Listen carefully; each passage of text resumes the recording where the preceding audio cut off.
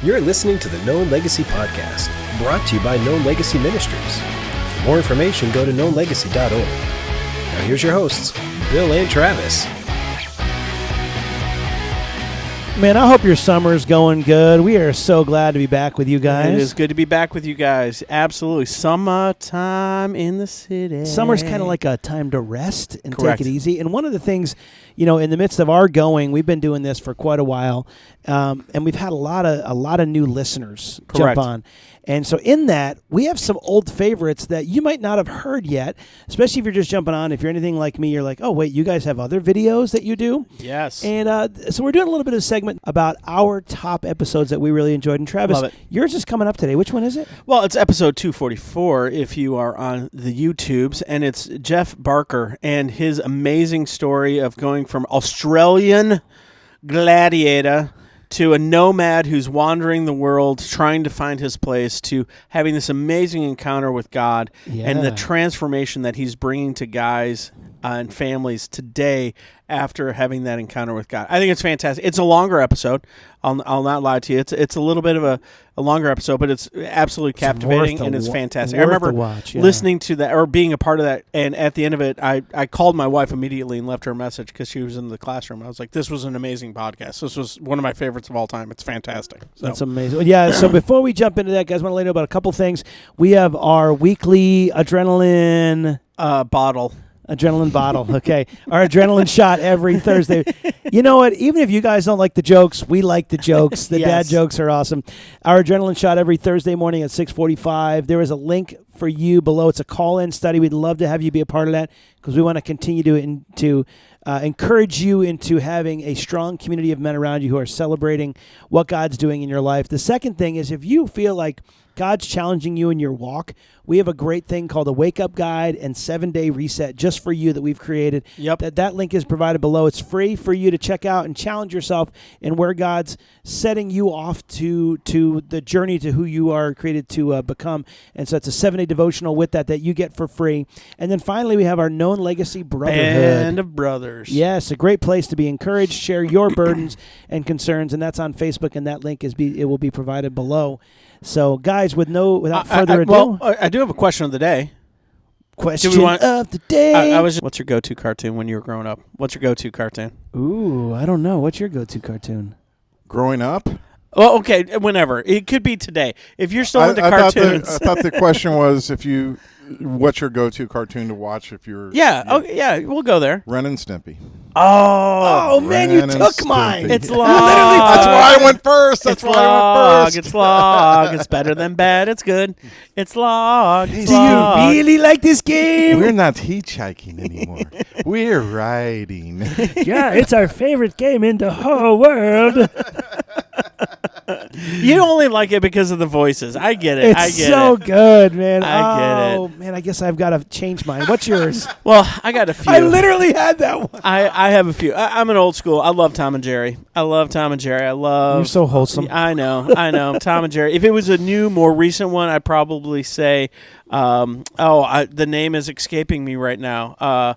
There's 104 days of summer vacation. Why are you taking the other one I just had? I'm going to stick with that one. Phineas and Ferb. Ferb. So good. Because there is a building in Dallas that we always like, hey, it's Doofenshmirtz Incorporated. There's one that looks like, because it sticks out a little bit. And I love, that was because I feel like the humor in that was not like, it wasn't like bad humor. Yeah, it wasn't like inappropriate, but it was like, I caught that joke. Yes. That's awesome. Yes. So, Ren and Stimpy. But, not Ren and Stimpy. Phineas and Ferb. You took my Ren and Stimpy. It's okay. I feel a pattern here. Ren and Stimpy, Tom and Jerry, Phineas and Ferb. It's got to be friends. We're all about community here. I love it. Without further ado. We are so excited to have Geoff on. Geoff, so glad you're here. Hi, guys. I like that. So, and Geoff is originally from Australia. Did I do that right? Did I do good? No, because I'm from England. You landed, and I was like, wow. Well, Travis, Well, we're looking for a new co-host Travis, at Known take it Legacy. away. If anyone would like to apply, info at Known Legacy, you can apply. I'm going to go study a map really quick. No, okay. In his defense, I did 22 years in England and then 22 years in Australia. There you go. Yes. Okay. I feel better about myself. Okay, so you're from England. Did you have anything like that, like door-to-door sales kind of stuff over there? Okay, so I was in the Sea Scouts, Okay. which was sort of like the waterborne version of the Boy Scouts. And That's no, cool. we didn't raise any money. But when I was about 8, I thought it was a good idea to get a bunch of dirt out of my back garden, sieve it through this big garden sieve, put it in bags, and go around selling it as super earth to all the grandmas in the area. No way. Did it work? Dude, he's brilliant. That's amazing. Okay, side story real quick.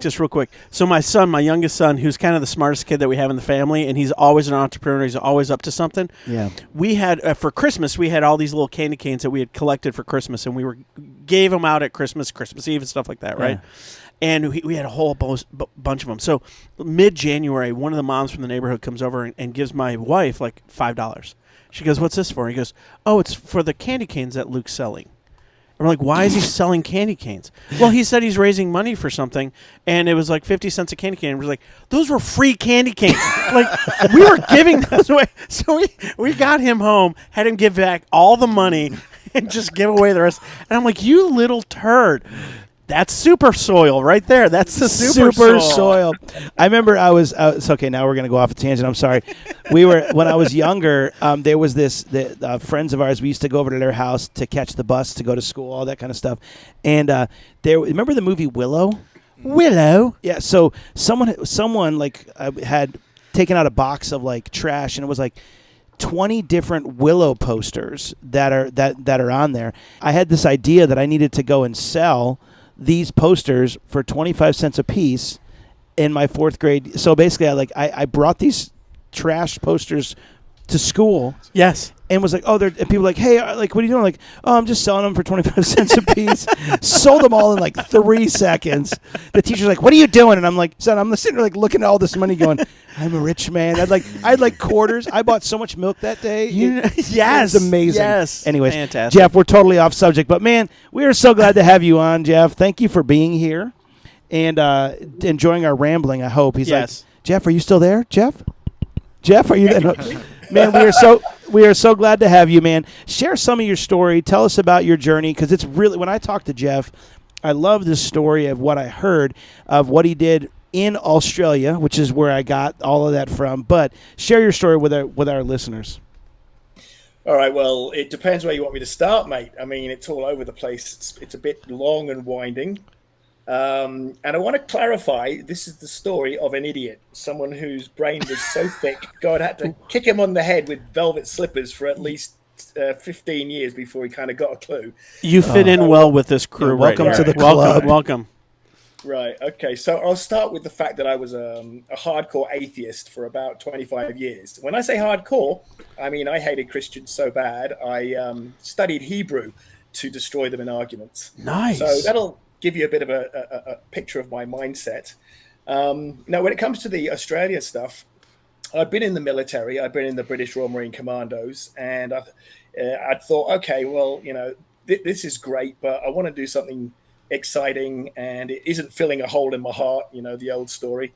And so I moved to Australia, and I started a personal training company. And that went really well. And that sort of got me training a lot of the celebrities that would come into the country. And then a little 1980s TV show called American Gladiators came to town. I don't know if you remember that. I do. 100%. That was right. Weekly watching. Yeah, it was a big show for many years. And they started doing tryouts around the country to set up the Australian Gladiators. And it was 10,000 people trying out around the country. And because of my military training, and I'd been a bodybuilder for so many years, I actually became an Australian gladiator. And they called me Commando because that was what I was. I was an ex-British commando. And so that sort of catapulted me into all areas of red carpets and free booze and free everything. And that sort of also moved into writing books and doing movies and meeting my wife, and then her becoming popular in Australia. And between the two of us, we made a career. We started up Australia's biggest model agency. And after that, it was all sex, drugs, and rock and roll. I mean, we really, as a good English saying, I filled my boots. And that was the beginning of the sort of eventual plummet into misery. But before we get to that part, so we were going to the big red carpet events every single night, 5 nights a week, sometimes more. Exhausting. And mingling with all the the who's who in town. And at the time, it was actually a really amazing time to be doing it, because Australia had just started up their movie industry full speed, and we had Nicole Kidman and Tom Cruise and who's the guy from Matrix, Keanu Reeves, yes, and Will Ferrell, and I got to meet and play pool with and hang out with all these guys. I arm wrestled Charlie Sheen and hung out with Sylvester. Did you win? Did you win? Yeah, of course I won. Yes, Commando. Is that even a question? Commando.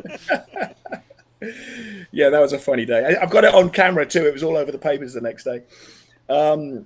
So I was living the life that I thought was going to give me everything. And for those of you who think, oh, if I could just get famous, rich, and have people, girls throw themselves at me, that would make me happy. Well, I'm living proof that that's true. Absolutely, that's true for a little while. Oh.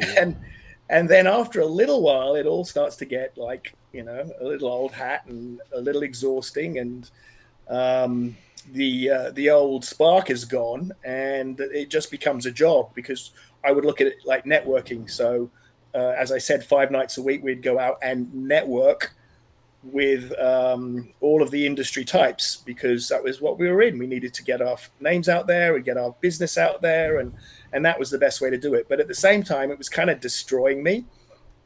And my desire, my belief that hedonism and pagan attitudes, and basically the Aleister Crowley lifestyle, my belief was that was what would lead to happiness, freedom, true freedom. Right. The truth will set you free, and to thine own self be true. And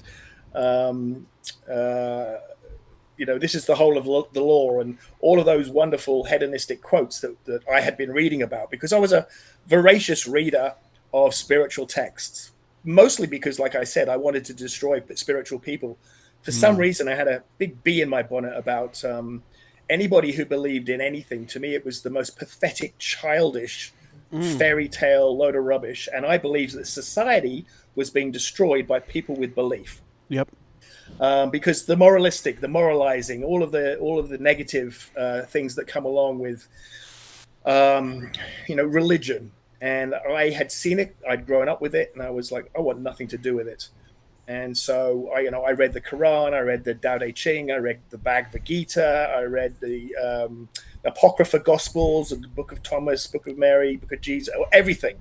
I read the Satanic Gospels, I read, study Luciferianism, and I was determined to find the holes in all of these, that I could literally look at people and just go, you pathetic child, you believe in fairy tales, and I am believing in truth. Right. But my truth, as I saw it, the absolute passionate, all-in pursuit of absolute freedom, like anything that you wanted.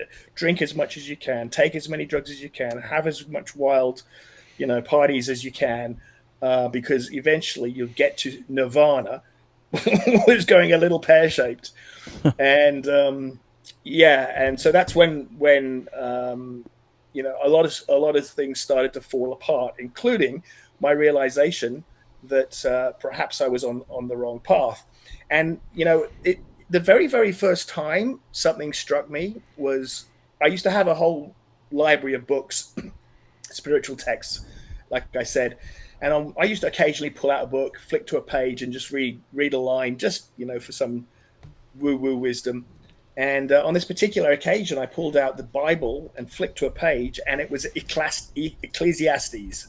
Yes. And if you've ever read Ecclesiastes, I'd never read it. And it was like, wow, this guy had so much more than me, and had experienced so much more than it would even be humanly possible to do in this day and age.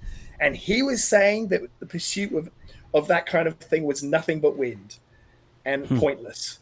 Yeah. And it really shocked me. And I was like, okay, so I knew a lot of millionaires, billionaires. We used to hang out on with Richard Branson and on his yacht and, a bunch of other people. And I thought if I could just get more, if I could just know more people, if I could just go to bigger parties. And eventually I had to look myself in the face and go, they aren't any happier than I am. And here's a guy in a book that's thousands of years old who's considered to be the wealthiest man in the world, who had more than anybody else will ever have in this day and age.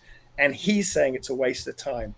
And that was the moment I realized I had to do something drastic because I was feeling like I was falling off a cliff. That's fascinating. And as you go through your story, what I would love to hear is like what was the journey for your wife in that process? Are you guys still married? And what was that? Because often God is not alone in working in the heart of a couple. Yeah. Like he's normally working in both. Yeah. But there's often tension because some of us are grabbing onto what is, and we find it difficult. So what was that like for you and your wife at the time, journeying through that? What was that experience like?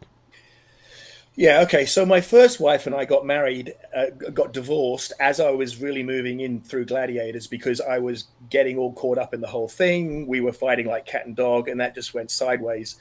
But my second wife, who I met very shortly after that, we're still married 27 years later. And fantastic. Wow. Congratulations. Literally, thank you. And she literally followed me through all of this. But her journey was that she had been a church girl. She'd been a pastor's kid even. And she'd married the good Christian boy. And 6 months after they were married, she found out he was having 6 affairs. Oh, And, wow. and she didn't get the support from the church she had hoped. And in fact, they were like, no, you've got to stay with him. And she's like, well, I might have got AIDS from him if, so it was a whole big thing. Yeah. And so she ended up saying, I'm going to divorce the church. I'm going to divorce my husband. I divorce men, and I'm going to divorce God. And so she actually had her divorce party. And that was the night I met her.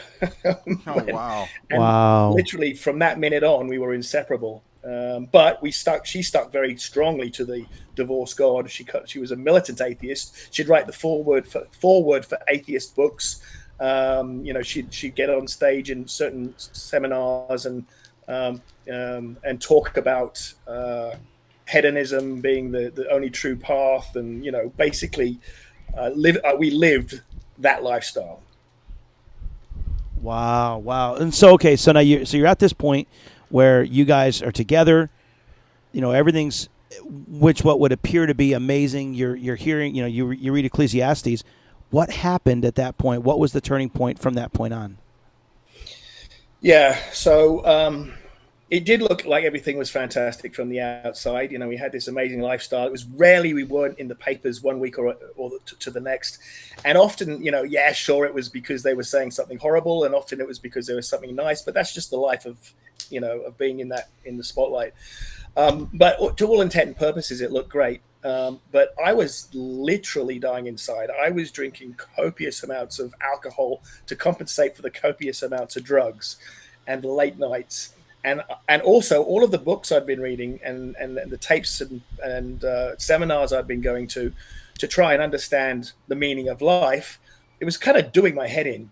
And so I said to my wife, if I don't do something drastic, I am going to literally jump off a cliff, either physically or metaphorically. Oh. In other words, I'd had it.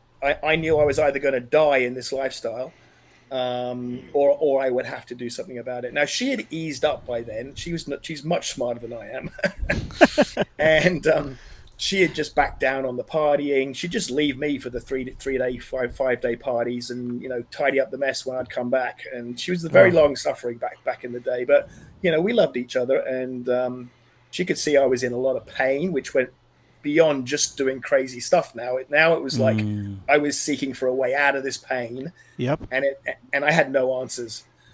So I said to her, I'd actually watched a documentary on TV the day before, and it was about the Persian army. And the Persian army used to sail their soldiers up to the enemy's beach, let them all get out, and then they'd burn the boats. Yep. And it'd be like, you got no choice. You got to go forward, boys, because there is no backwards. And I'm like, well, what would be the equivalent?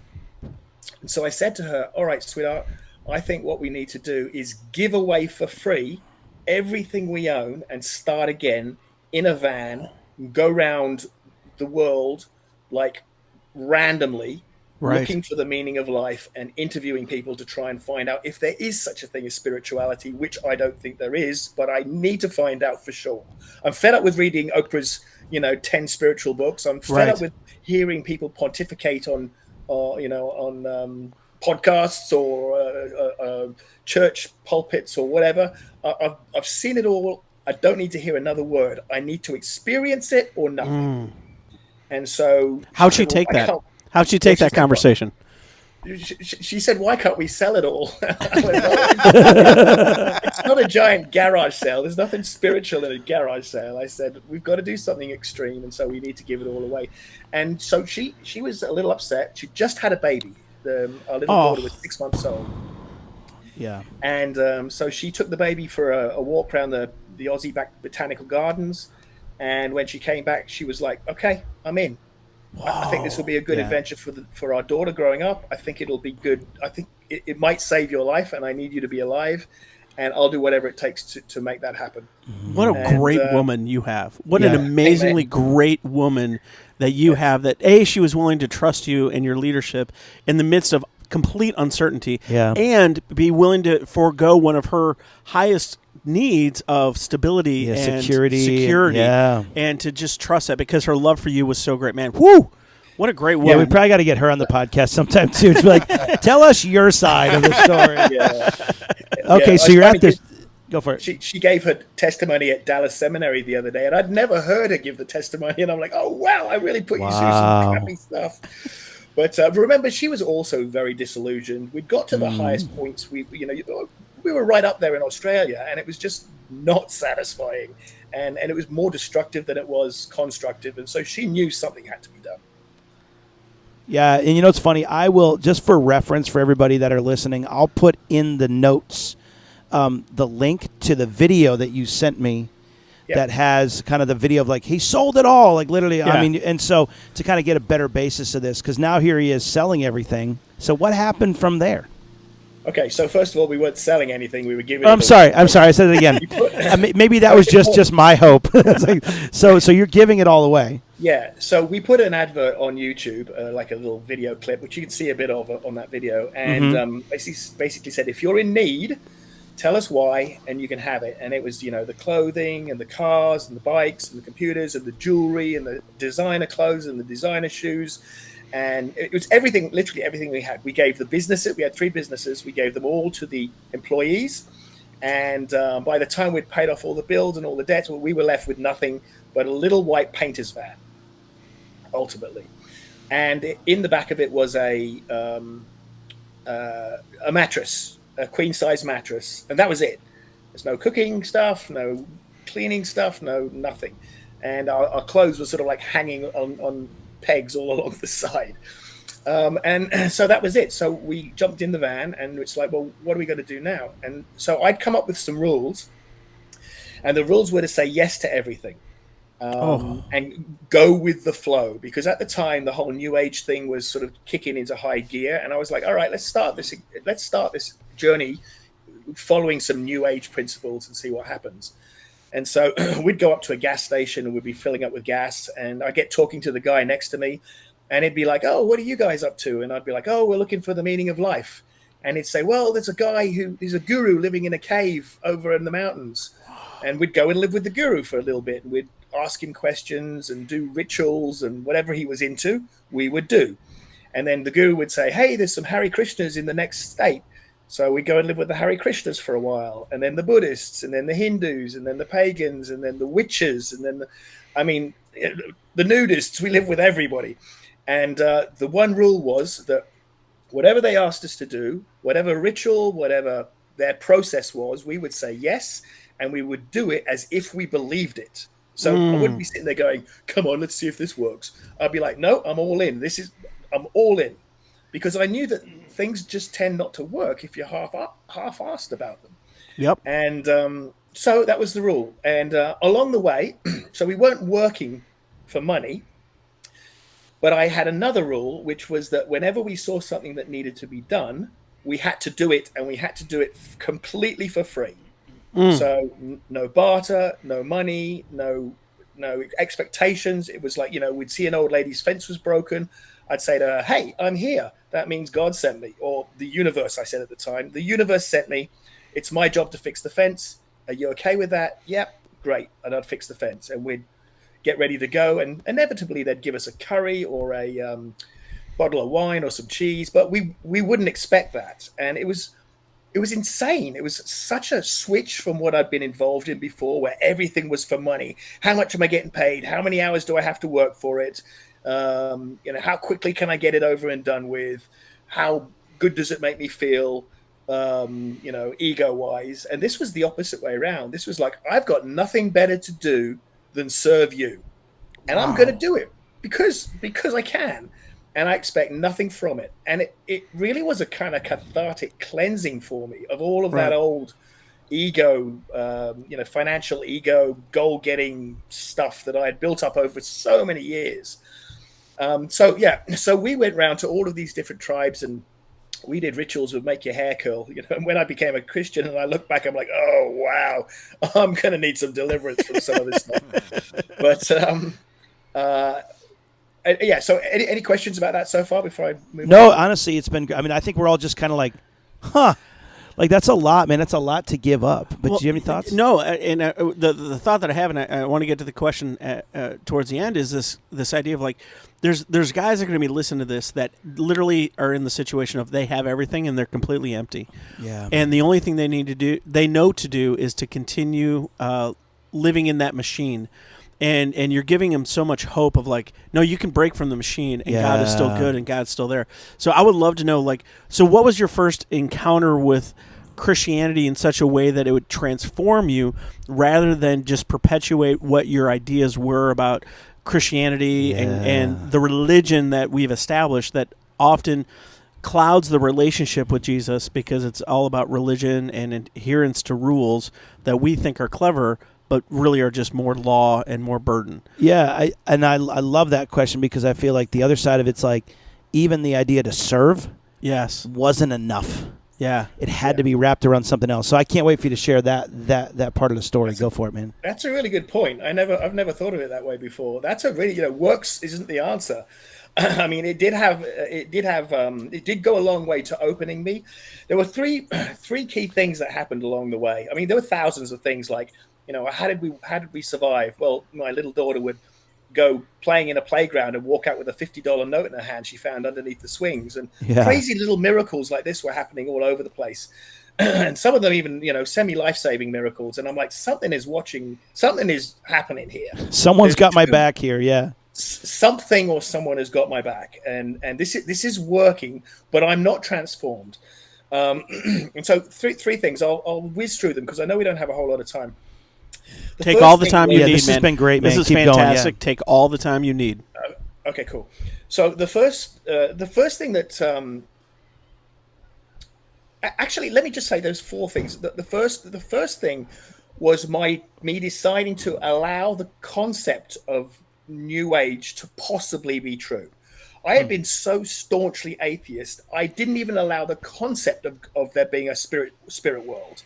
And so, when we have people like loved ones, prodigal sons and daughters caught up in certain spiritual things, and we don't want them to be, this is me looking back now, right? But you just don't know that God can use everything. He can use things that are not of God to draw you to God. And the very first thing that cracked a little tiny hole in my wall of atheism was me saying, I think I need to open myself up to the possibility of there being this universal force because so many things are happening.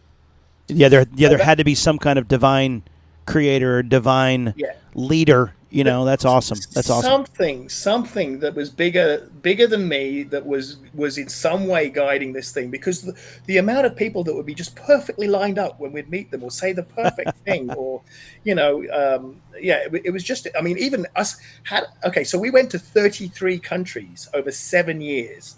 How do you get to countries when you're not working and you've got no money? Miracles. Yeah. And Yeah. this is the kind of thing that would unfold. I'd suddenly get a call from someone saying, "Hey, I've got a writers' retreat in Africa, and I'd love you and Bessie to come over. We'll pay for everything, and you can stay as long as you like." Boom! Suddenly we're in Africa, and if we'd sell the van in one place, we'd buy the same price van. And then, by the way, the van was about $2,000, $1,500, 2,000. So you can imagine what it was like. Not exactly a supreme vehicle. No, exactly. We'd buy the same thing in the next country, and we'd start all over again. And this would happen over 33 countries in the time we were doing it. But the second thing that really shocked me was my biggest hatred of Christianity was that they were hypocrites. Yep. And that word hypocrite, for me, it was like kryptonite. I was like, ugh. It's like I could spit that word out. It made me so angry. Yeah. And I always saw myself as the furthest thing from a hypocrite, because here I was really doing it. And one day I was walking up a street next to a giant church called Mariners in California. I was having my daily walk, and it was misty, and I was listening to some new age tape, Osho, in fact, if you know who Osho is. And I suddenly had this voice in my head go, "You are such a hypocrite." And I'm like, wait, what? Oh. And it was clearly not me, because that was the last thing I would call myself. And it said, "Yeah, you're an absolute hypocrite." And it said, "Look at that church over there. You'll go and meditate on top of a tree with crystals in your ear for 10 days if you're told it's some new age guru and you want to try and experiment what he does, but you won't walk 5 minutes over the road to find out what they've got to say. That's hypocrisy." And I was like, wow, it's right. Whatever that voice was, it's right. I have to go over the road. And so I went back home and I said to Bessie, "Bess, I got to go over the road on Sunday to listen to this church. I really feel like something told me to." And she's like, "Well, you're on your own, buddy. I'm not coming with you." Right, because she's dealing with her own church hurt that I'm sure is still very raw and still very unprocessed. And that's pastors that listen to this podcast, man, just there is real church hurt that is as hounding people. And man, grace. Yeah, there's that thing of like, well, if you don't want it now, it's never. I'm like, I keep hearing this story, this theme of, man, this is still the middle of the story. Right. And I'm like, so many times we're like, no, if I share the gospel and they turn away, they've rejected. Like, no, you are a piece to the journey. Apollos watered and I plant, whatever, all that kind of stuff. Sorry, I'm butchering. Apollos. Paul, and I'm like butchering. But either way, everybody has their part. And in this moment, he had his part. But in this moment, God is like crying out to him. Man, what a good, merciful God we have. Oh, so patient and so long-suffering. Love it. Keep going, man. Keep going. Yeah, so we'd been going for about 6 years, living with all these different people, having all these different experiences, and they were amazing. And, I learned to meditate for hours and hours and become one with the universe. And I felt all of this new age kind of woo-woo stuff. But it never, I had a giant hole in my soul. I'd really established, after a while on the road, you start to realize, oh, that was what I was feeling all those years back in Sydney when we were doing the whole fame, money thing, crazy party thing. And, when I was away from that, I suddenly saw, wow, I've got this giant hole and nothing filled it. A lot of things would cover it up nicely for a while. And I just figured that was perhaps what life was about. But I was determined to keep going until I'd absolutely established that there was no true answer, there was no true God, or that I was transformed. And not by my works, not by anything I do, not by a book I read, not by a sermon I listened to, but by something. And I didn't know what, which might sound weird, but I just figured God could figure it out if he was there. Yep. And so the second or the third thing that was really striking for both of us was that we'd been going for about 6 years and I hadn't had this filled. And I was starting to get depressed again because I started to realize, wow, there really is no God. There might be some magical force that sometimes puts good things in front of us and sometimes takes them away. But there is no God. There's no rock to stand on is what it felt like. Ooh. It felt like for me, yeah. And then I thought maybe we were driving down the back of Utah, those long, massive roads, straight for miles and miles, nothing to do but think about the meaning of life. And, you got this sort of like Jurassic kind of like mountains where, all these dinosaurs have roamed and you're thinking about the meaning of life. And I was driving down there and I was really, really depressed to the point where I was crying in the car. And I thought to myself, I don't think I've taken this far enough. I think I'm still carrying baggage of me, my ego. And so I want to give away more and go and live in a cave on a mat, give up heat and warmth and love and friendship and talking and entertainment and distraction and just sit there and meditate until I've stripped back everything and I can see who's underneath. Who the heck am I? And so I said to my wife, I'm sorry, sweetheart, but I've got to give up more. And she's like, what? I've given up everything. We've got one suitcase and I've given this all up for you. And you're telling me you want to give up more? I can't do this. And I'm like, well, I've got to do it. And you perhaps you could go and live with a friend for a while until I figured out what this is about. Because I knew, okay, one of the other things, let me throw this in. I have twin sons. And my twin sons were coming to the age where they were asking questions about the meaning of life. And I thought, as a father, if I cannot set them on the genuine, legitimate path of truth, what kind of a dad am I? And so I was literally willing to die for the right answers. And, I guess that throws back to my military days. And, when you're all in, you're all in. Yeah. But so that evening, she was upset. She was, I could see that this had really disturbed her.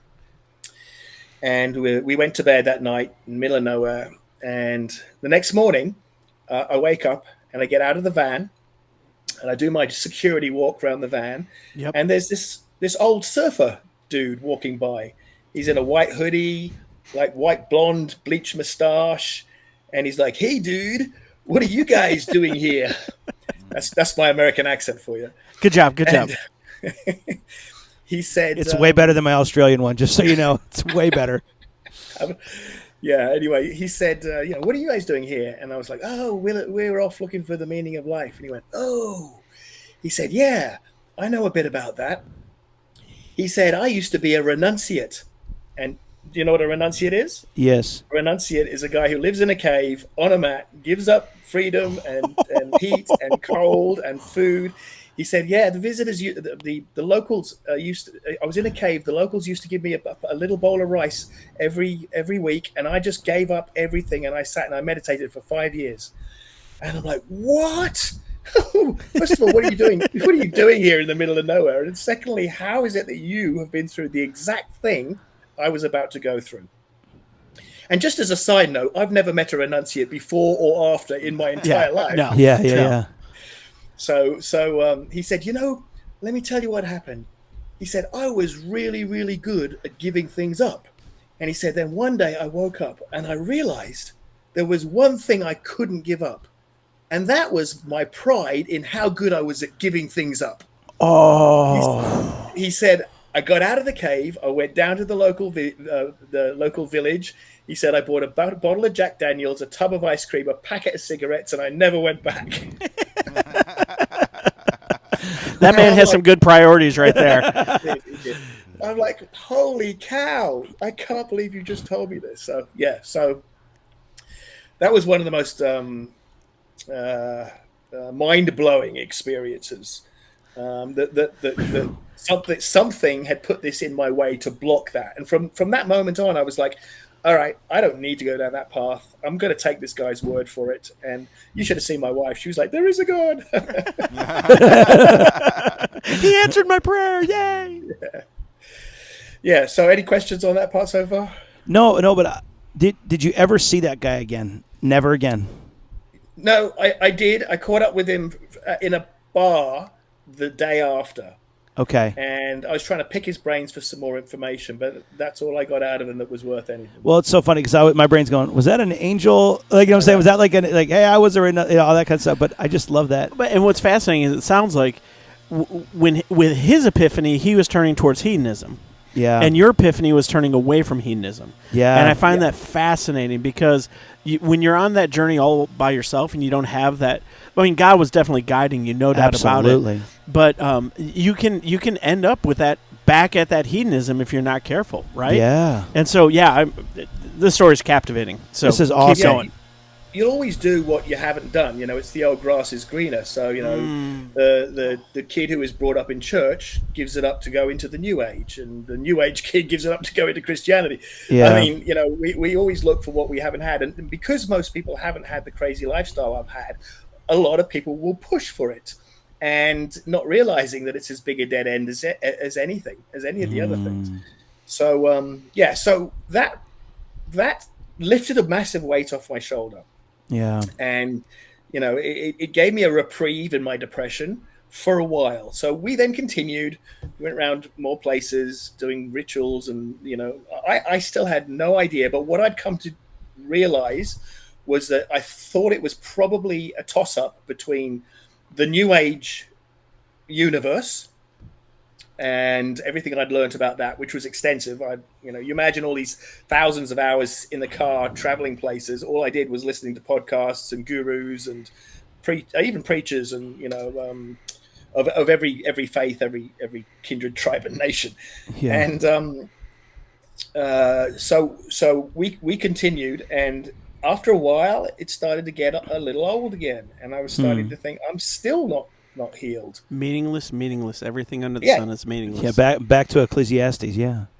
Absolutely. Nothing but the wind. And it was upsetting me deeply again. And I was also realizing I was beginning to get to the point where it was beginning to be a bit of a drag.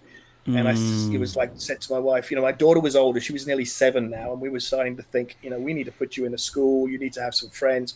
I mean, she had friends on the road. She was Miss Social. She made friends in 5 seconds in the playground, and she was doing homeschool in the middle of the savannah with elephants behind her. So it wasn't like she was not having a good life, but we also wanted her to have a little bit of normalcy, Yeah. Right. And so I decided this was it. I had to do something absolutely insane as a last ditch attempt. Yeah. If this didn't work, I was going to hold up the flag as atheists are the winners. And I was going to go back to being a hedonist and probably blow my brains out with cocaine and alcohol because I couldn't see any other way to fill this void. And so I said to my wife, right, this is my last hurrah. If this doesn't work, we're all done. We'll call it quits. And I said to her, I want to do a 40-day fast because it's the craziest thing I've seen in the Bible. And I'm pretty sure this is between either the Christian God or the New Age ethos. And I'm going to focus on those two things. So we had made friends. Like I said, we were helping people, and we'd made friends with this lady whose husband had died. And she lived in this house. And she said, look, my husband's died. I'm really sad. Can you come and live with me for a month or two? So I'm not so depressed. And she says, I've got a room out the back with a bathroom, and you could lock yourself in that and do your 40-day fast. And it had a little window, like a jail cell, that looked over a brick wall. So I made up a plan, and the plan was that I would do 40 days of proper full water fast. And every day I would get up at 6 or whatever, and I would do 1 hour prayer, best I knew how to do prayer to the Christian God, and 1 hour New Age or transcendental or one of the guru meditations I'd learnt, and then 1 hour prayer, 1 hour meditation, 1 hour prayer, 1 hour meditation, meditation, right up till 7 or 8 o'clock at night when I go to bed. Wow. So I would do that for 40 days, and I figured if this didn't work, and then it was all a load of absolute rubbish.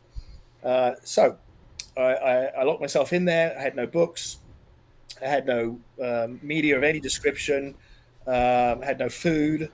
There was no distractions at all. The only thing there was to do was pray or meditate. And so I started. And at first it was super hard, as you can imagine. And I really hated the prayer. The prayer just sucked. It was like, screaming into the wind.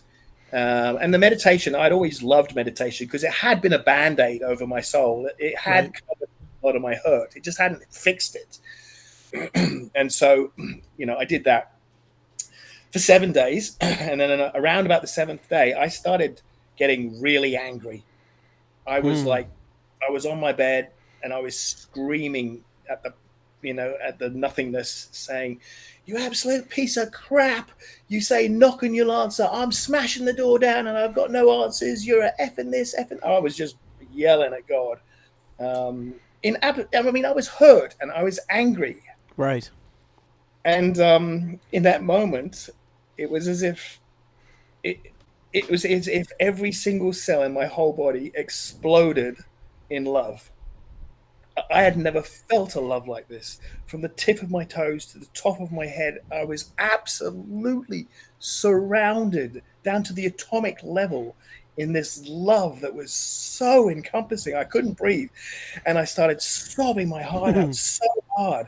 So hard I thought my guts were going to come out of my mouth. And it just felt like these massive cosmic arms were around me.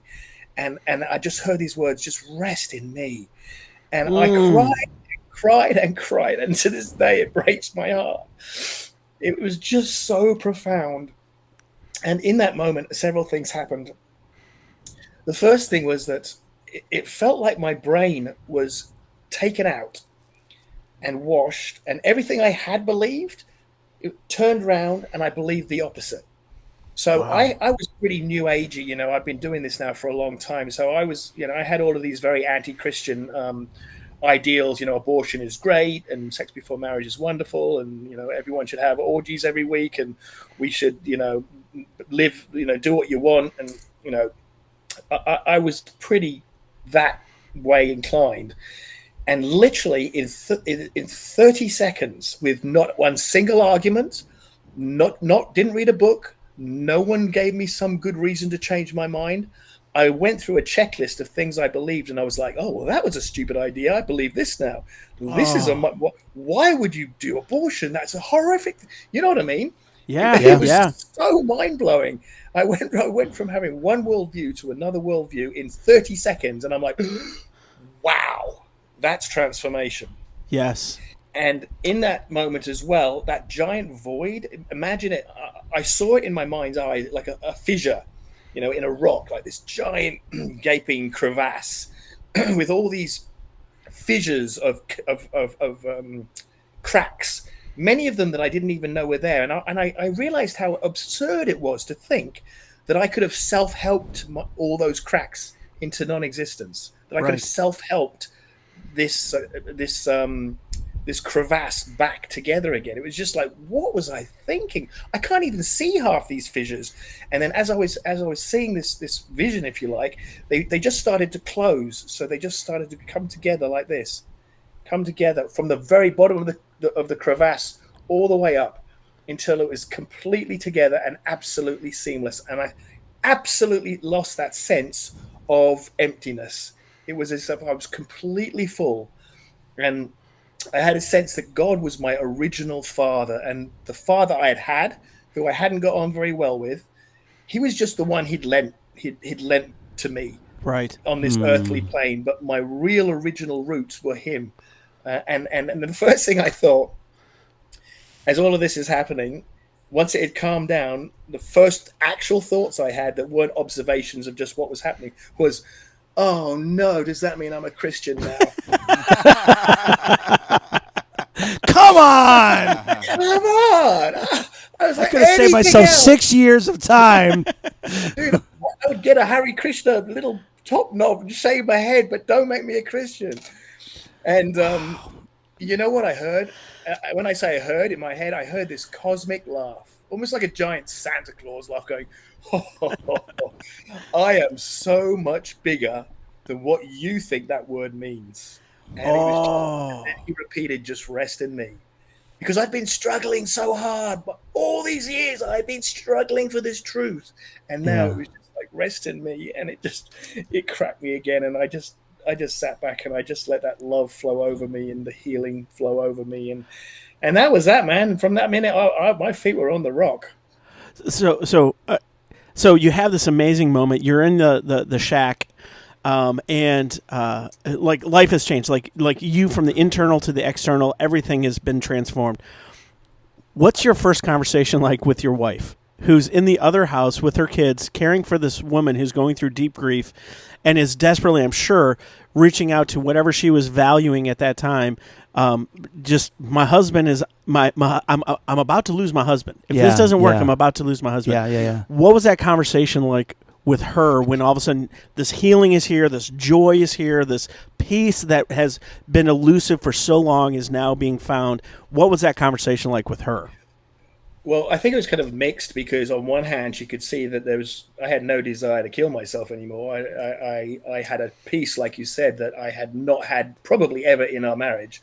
And so she was super grateful for that. But then also when I said, no, it's the Christian God, she was like, okay, darling, you're on your own journey now, because Yes. I'm not following. She said, I've been down that road and I'm not following it, because it's nothing but hurt. But obviously, whatever you've got, so we'll just agree to disagree. Now, the funny thing is that around about that time, somebody had given her a Christian worship tape.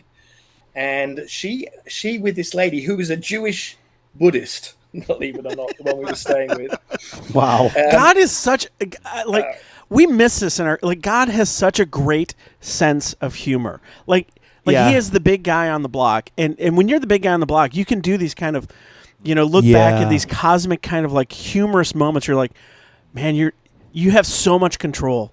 That's fantastic. And it's just I'm in charge, and I'm not scared. Yes, of your journey. I'm not yes. scared of you. I'm not scared of the questions. I'm not scared of the bad language. I'm not scared of you crying out to me in the midst of this deepest, darkest valley you've ever been in. I'm not scared of that. Yeah. Because I know how this ends, and I love you, and I know your name, and I've been pursuing you longer than you can even imagine. Yes. And when the time is right, for such a time as this, it's going to make sense. Yeah. Okay, so now you're 7 days into this revelation. What happens? Well, one sec, just on what you said, one of the biggest realizations in retrospect is to realize exactly that God was right there in people and around people that I would never have imagined him to be using to guide me towards him. So wherever you are, wherever your prodigal sons and daughters are, don't worry, God's right there nudging them in the right direction. Amen. So after my 7 days, being ex-military, I'm like, all right, I promised I was going to do 40 days, so I'm going to do 40 days. And what I did was, though, I changed it up, and I said to because I didn't speak to my wife until the end, so let's stick with that. So I wrote her a note and got her to give me a Bible and a Tao Te Ching. Now, the Tao Te Ching is the Chinese or the Taoist Bible, and I used to think it was the most wise, wonderful book I'd ever read in my life. And the Bible was completely boring and confusing. And so for the remaining 40 days, I thought, I want to see if this sticks or if it's some kind of weird dream thing that in 5 days' time I'll have forgotten. Yeah. And so I started reading those two things, and over the period of the next few days, the Tao Te Ching, it felt like reading the back of a packet of cereal. It was utterly meaningless. And I'm like, what was I thinking?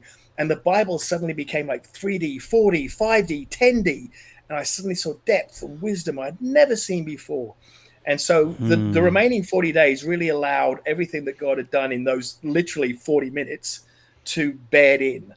I mean, there was moments of me being a little bit peeved because I'm like, dude, you did that in 40 minutes. Why did you make me walk around the world for 7 years? We could have solved this with a conversation. Could have solved it, yeah. And the feeling I got was, he said, you had built so many layers to protect yourself from me that you had to take them down one at a time before I would be you would feel me, but I was always there beside you. And so it was my pride and my ego and my stubbornness that had distanced me from God, and each of the bad things, even the depressions I went in during the journey, were little strips of that ego coming off, realizing I can't do this by myself. So that was it. But I wanted to tell you a funny part. So my wife had been given this tape while she was living with this lady, and it was a worship tape, and she'd put it on one day when she was doing the washing up in the morning, and she'd said, "Wow, I don't know why, but this tape just makes me feel so happy. I'm going to do this every day." So her and this lady would wash up together with this worship tape on. But Time out. A Jewish Buddhist and a unbelieving atheist put on a Christian tape to get it. Wow. Okay. Sorry. I just want to make sure I get the I'm right telling you, man, there's a comedy club in heaven, and they're rolling this on a regular basis. Oh, I love this. Yeah. This is awesome. I'm sorry. Keep going. Keep going, brother. So because I'm pretty handy with the computer, one of the first questions she asked me when I came out, she goes, "Hey, Geoff, if I give you this worship tape, can you cut out all the references to Jesus?" I'm like, "No, are you nuts?" Can you imagine a worship song with all these like gaps in the middle of it or beeps? Wow. So that's fun.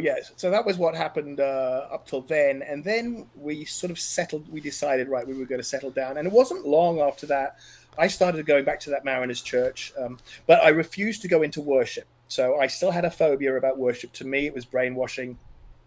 I would go in and listen to the preacher because that was like going to listen to an Anthony Robbins seminar, and I was good with that. I wanted to learn more, but worship, that was a bridge too far.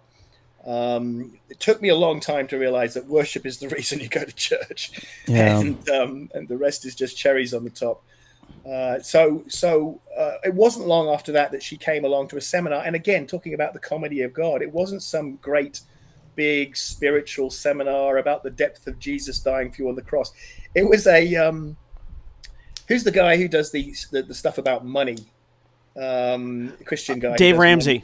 Dave Ramsey. It was a Dave Ramsey seminar. And halfway through, something hit my wife so strongly, she started sobbing in the middle of a Dave Ramsey seminar about how to save your money.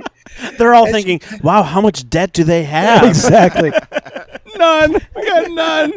Yeah, exactly. And so she came out and she was sobbing and just going, "I don't know, but I'm gonna take the leap. I'm gonna give my heart to this person called Jesus, and I'm gonna go for it." And now, when she said "go for it," she was serious. She was like leading the women's church by the end of the 6 months she'd been there. Wow. And volunteering for everything. And of course, as we know now, she's in Dallas Seminary doing double degrees, theology and so forth. And so she went all in, and it transformed her life. It was insane to watch from my perspective. It was like she was floating across the room for 6 months. Every morning she'd get up at 4 a.m. and pack a bag with sausages and food and walk around the back streets handing it out to the homeless and praying for them. And I'm like, who is this woman? But so she kind of leapfrogged me after that. And they usually do. They usually do. That's the problem. Wow. Okay, so that's crazy, man. That's crazy. And so you gave your heart to Christ.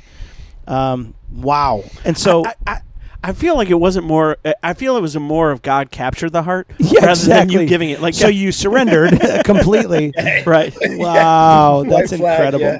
Incredible. So, dude. So, okay. So, what was the year that year 7 was? What was that?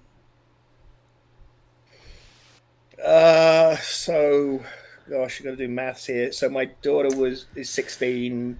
It was 2009. 2000 7 at the time. So 7 minus 2009. Something like that. Ish. Wow. That's crazy. So what are you doing? So now, what are you doing now? Well, no. We'll have you on again, and we want to process that story. Yeah, we need to have you back on because what I do want to do is circle back to that question. A guy's listening to this, and he's like, he has it all. Yeah. Whatever he thinks all is, and he is empty and completely void. And maybe he's even doing the church thing, but it's still not. It's transactional. It's not relational. And so, what would you say to this guy that finds himself in that spot right now? Well, I think most guys don't think that they have it all, even if from the outside others would. And so, I want them to know that there is no climbing the ladder to a happiness that fulfills all of you. There's that just isn't a thing. And I think rehab and Hollywood show us that in Technicolor that it does not work. And I think you don't have to do stupid stuff like give everything away and live in a van for 7 years. That was just because I was a dunderhead and needed, like I said, to have my I needed to be washed out inside and out from all the crap I put into myself.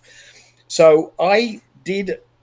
I heard something the other day that kind of summed it up for me, and it was Jesus did so much for everybody that if he did any more, he would have been taking away your free will. In other words, Ooh. yeah, if you really think about that, everything in your life is there because Jesus has done everything for you. And he just leaves you with that free will to either accept him or reject him. And if you accept him, he's free to give you more. Give you more for your soul, give you more for your fulfillment, give you more peace, give you better relationships. And that's all I want now. I'm like, okay, I don't need to go around the world looking anymore. I need to just look at Jesus and focus on his heart and let that expand me outwards. Man, that's beautiful. Have you had any reconnections with any of the rich and famous that you hung out with at one point? Have you had a chance to connect with them and kind of maybe investigate what God's journey with them has been over the years?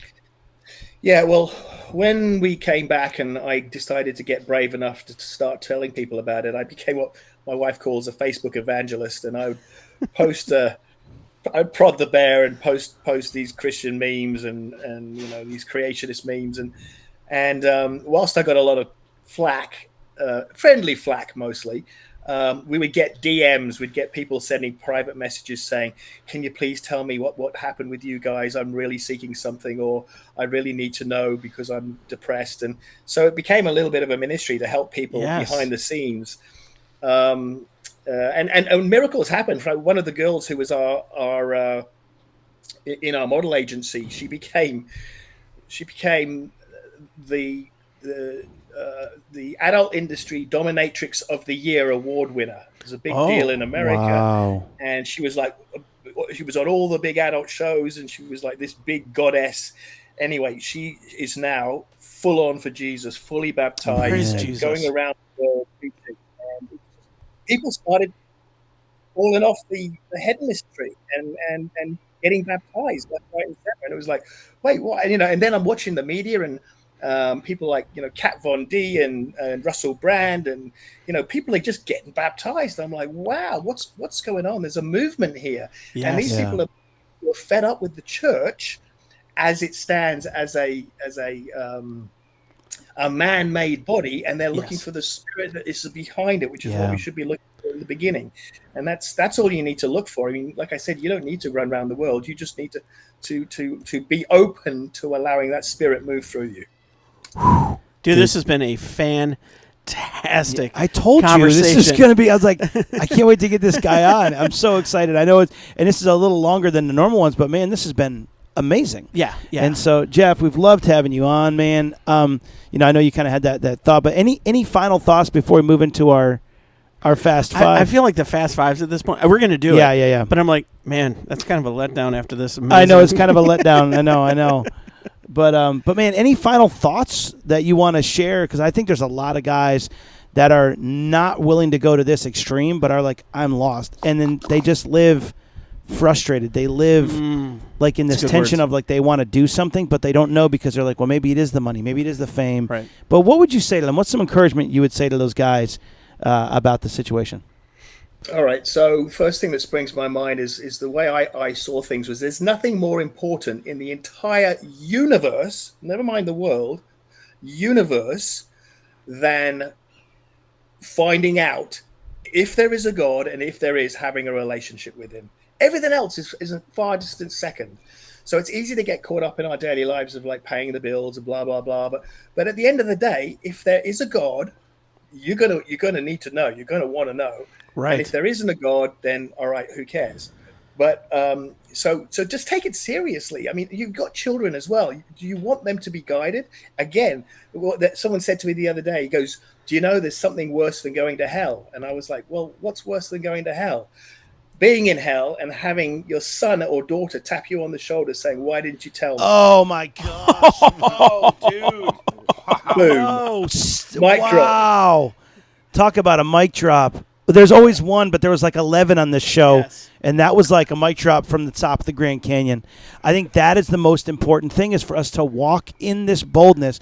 Geoff, I'm so grateful for your faithfulness to say, I'm going to do this. And when you talked about your 2 boys and man, and the journey, guys, we have such a responsibility to know what we believe for everybody who comes after us. Yes. It is so Amen. important. Oh, man, that was good. That was so good. I know it does feel kind of like I'm kind of a moot point to do the Fast 5. We're going to do them. But, I mean, man, this has been amazing. I want to get on again. Now, really quick, you now serve in a nonprofit. Can you share a little bit about that? You know, I want to have you back on and talk more in detail, but just share that because we do want to plug that for you today. Yes, As well. absolutely. Go for it. What's that? What's that all include? So I work with a nonprofit called Hope is Alive, and it's recovery and mentoring homes around the country. We have 26 of them. Now, when I was praying about this, I said to God, I've spent so long trying to destroy your kingdom. What can I do to try and build it back up again and be of assistance? And this job a week later popped up, and I call it the Navy SEALs of recovery homes, because we have an 85% success rate, which is higher than anything else in the country. And we are not just changing lives, bringing families back together again, getting people set up on their feet, getting them jobs, bringing them back into the real world. We are turning them into disciples, and they're going out into the community, and they're starting Bible studies, starting youth groups, starting churches. And so It's such a powerful ministry. And it has such a wide-reaching effect. And I work down in the Dallas-Fort Worth area on one of the houses down there. And so if anybody wants to know a little bit more about what we're doing and either get involved or just hit me up with some questions, you can get me on hopeisalive.net.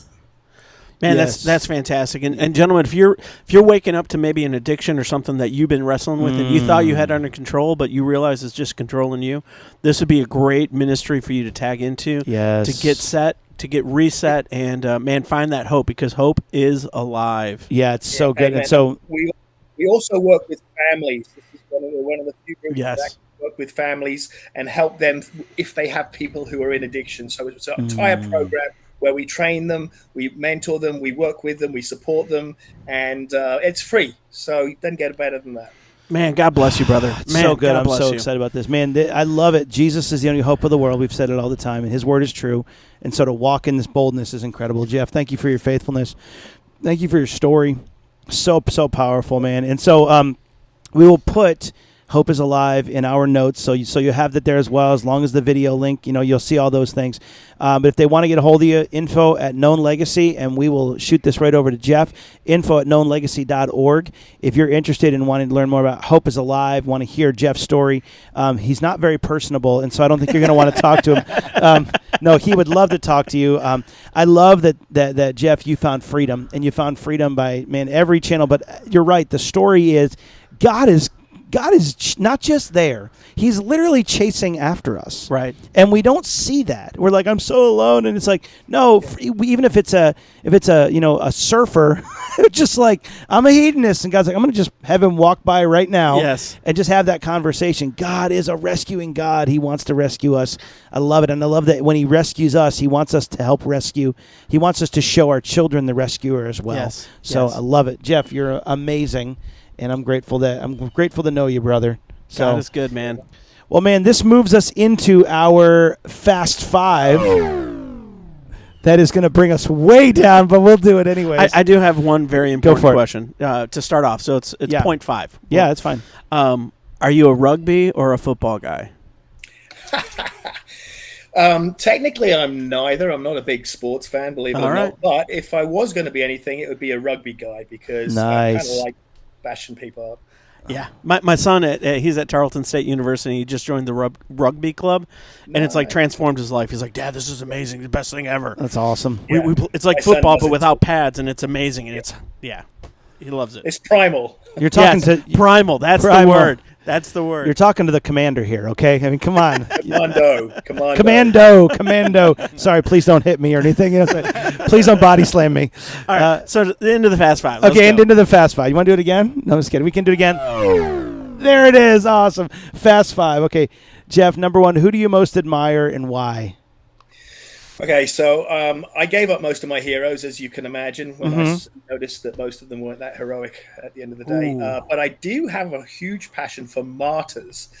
And even as an atheist, I was studying a lot of books on martyrs. So anyone who is willing to give up their life for the gospel, I want to know about them. So Peter and Wimbrand, tortured for Christ, and those kind of guys. I don't have a single one, but you give me a good story where someone's willing to die for what they believe, and I want to know about it.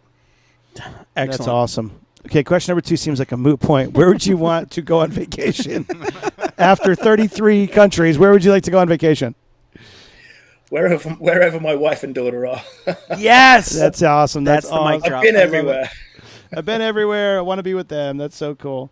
Number 3, what are you currently reading? A Bible, obviously the Bible, but then are you reading any other books as well?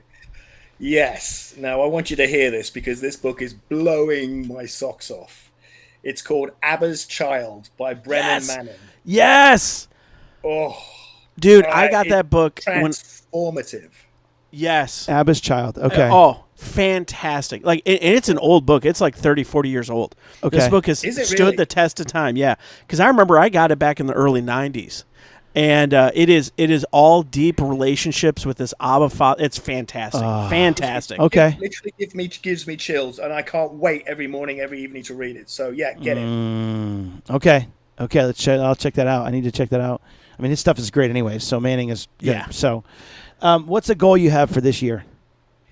Hope is alive. My goal is to expand it through Dallas so we can get five more houses, get a ladies' house, and just to grow more in the Lord and be the wind beneath my wife's wings. She's got these double degrees, and I'm learning to cook. And one of my goals is to be excellent at French sauces because they make everything better.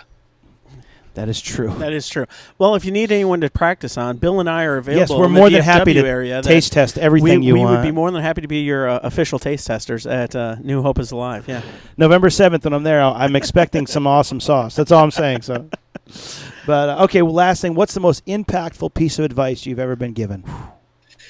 It was probably from those Persian generals who said, "Burn your boats."